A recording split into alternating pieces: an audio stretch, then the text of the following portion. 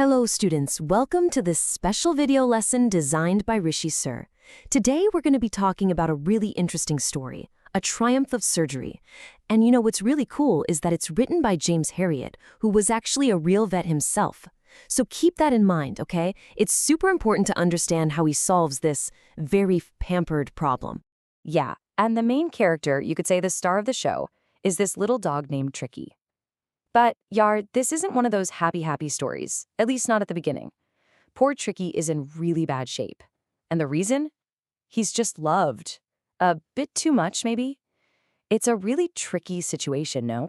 You're absolutely right, and just listen to how the author describes him. It's just so vivid. So Mr. Herriot, the vet, he sees Tricky, and he's completely shocked. I mean, he doesn't just say, oh, the dog is overweight. No, he says he looks like a bloated sausage with a leg at each corner. Wow. I mean, that one line just paints a picture, doesn't it? You immediately know this is a serious problem, not just a little bit of puppy fat. All right, and here's the reason why. Just look at this list. This is what Mrs. Pumphrey thinks is good for him. On top of his regular food, he's getting malt, cod liver oil, a bowl of Horlicks, and don't forget the cream cakes and chocolates.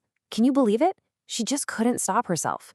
And that right there is the heart of the problem. It's the central conflict of the whole story. On one hand, you have Mrs. Pumphrey's love shown through all these treats, and on the other hand, you have Mr. Herriot's simple, practical advice. Just cut down his food and make him exercise more. But for Mrs. Pumphrey, it's just so difficult, so very difficult. And, well, it was inevitable, wasn't it? Just like Mr. Herriot knew it would happen, things went downhill and fast. He soon gets that expected call. Tricky wasn't eating anything at all, not even his favorite food. He was vomiting, and all he did was lie around panting. He had absolutely no energy left. The situation had become really serious. Oh, and you have to picture the scene when Tricky finally gets taken to the vet's clinic. It is so dramatic. Mrs. Pumphrey is wailing, the whole staff is running here and there, grabbing all of his things. I'm talking about his daybed, his nightbed, his favorite cushions, toys. He even had separate bowls for breakfast, lunch, and supper. It was full-on Bollywood drama, matlab. Okay, so Tricky finally makes it to the clinic, which, by the way, is called the surgery. Now, Mrs. Pumphrey is thinking he needs some big, complicated operation. But what Mr. Herriot has in mind? Well, it's actually incredibly simple. Yeah, this is the main question, right? The name of the chapter is A Triumph of Surgery. So you're left wondering, what surgery did he actually perform? What was the operation? And here's the big reveal. There was no surgery at all. Not a single stitch. The cure was just plain old common sense. It's actually genius in its simplicity. For the first 2 days, Tricky got nothing to eat, just plenty of water. After that, Mr. Herriot just let him out to play with all the other dogs at the clinic. For the first time, Tricky had to run around, socialize, and actually compete for his food. He was learning how to be a normal dog. And you know what? He absolutely loved it. Just imagine this for a second. A dog who was so pampered, he had a whole wardrobe of coats, was now having the time of his life being bowled over and squashed by other dogs. He was finally part of a pack, a gang.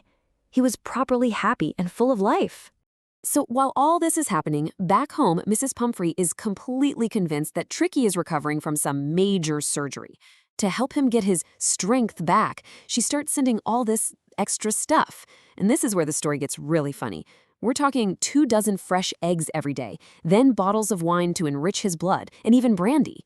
Of course, Tricky didn't need any of that. So the vet and his staff, well, let's just say they had a very good couple of weeks enjoying all those treats themselves. So think about it. After just a fortnight, just 2 weeks of this very simple, natural treatment, the result is just incredible. Tricky is completely transformed. He went from being that bloated sausage to a lithe, hard-muscled animal. It was a complete 100% recovery. All right, so that's the story. But what can we actually learn from it? Let's get into our takeaway zone and break down some of the bigger ideas and themes. See, for me, the number one thing is definitely the danger of loving someone too much, that overindulgence. Mrs. Pumphrey genuinely thought she was doing the best for Tricky with all that food, but she was actually making him sick. It's such a relatable idea, no? How sometimes, even with the best intentions, we can end up doing harm? That's a great point. And it connects perfectly to the next theme, which is appearance versus reality. What looked like a really complicated medical problem needing surgery was in reality just a simple lifestyle issue. And what Mrs. Pumphrey thought was love was really just, well, a habit that was hurting her pet. So the real victory wasn't about surgery at all. It was about the wisdom of simple, common sense. Okay, so to really appreciate the ending of the story, there's one little literary term we need to understand. It's called dramatic irony.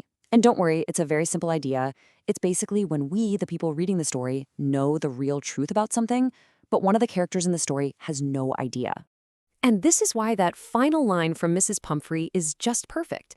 She sees this healthy, energetic Tricky, and she truly believes Mr. Harriet performed some kind of medical miracle, an actual surgery. She says, "This is a triumph of surgery." But we know better, don't we? We know the real triumph was just about common sense and a little bit of discipline. That gap between what she thinks and what we know, that is the dramatic irony. And it's what makes the ending so smart and also quite funny. Jalo. So that's pretty much it. Done and dusted. The story really leaves us with this one big question to think about, right? How often do we look at a problem and think it needs some huge, complicated surgical fix, when actually the solution is something really simple? Like Mrs. Pumphrey, we sometimes miss the obvious answer. It's some great food for thought. Anyway, thanks for joining us, and best of luck with your studies.